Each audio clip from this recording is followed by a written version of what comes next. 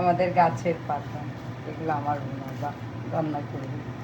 Finally আমি আমার গাছগুলোকে শিফট করলাম, এখানে আর রাখা যাচ্ছে না, অনেকটা বড় হয়ে যাচ্ছে, তাই চলুন দেখাই কোথায় শিফট করাচ্ছি।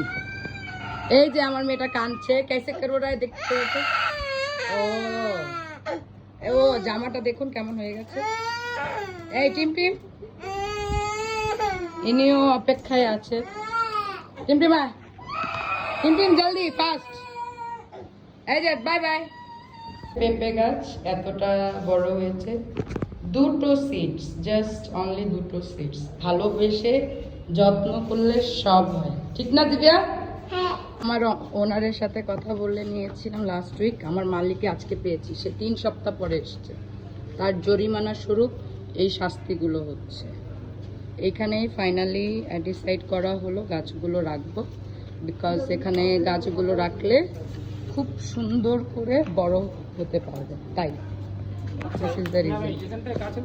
এটা আমার মিষ্টি কুমড়া গাছ, জাস্ট দুটো সিডস আমার ঘরে আমি বাজার থেকে এনেছিলাম মিষ্টি কুমড়া, সেখান থেকে জাস্ট এই টপটার মধ্যে বুনেছিলাম। দেখুন, জাস্ট লুক।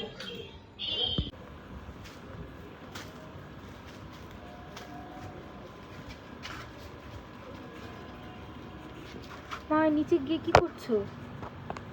পাতা তুলছি। আমি এখানে মিষ্টি আলু গাছ করেছিলাম, তো মাসি বললো চিংড়ি মাছ দিয়ে নাকি মিষ্টি আলু পাতা খেতে খুব ভালো লাগে, আর এটা খুব হেলদি।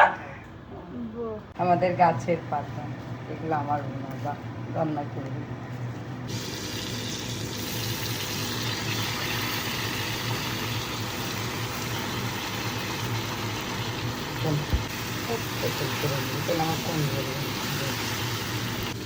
সেটা এত সুন্দরভাবে গলে গেল, অবাক করার মতো, একেবারে তাজা।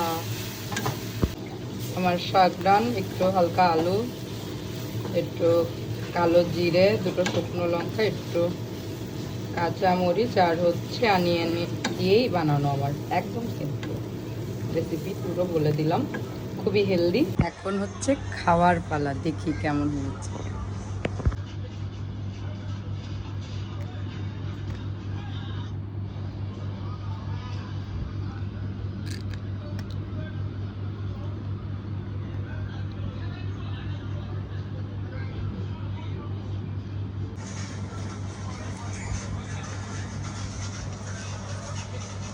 নিজের গাছের শাক ভালো তো লাগবে, অনেক মজা হয়।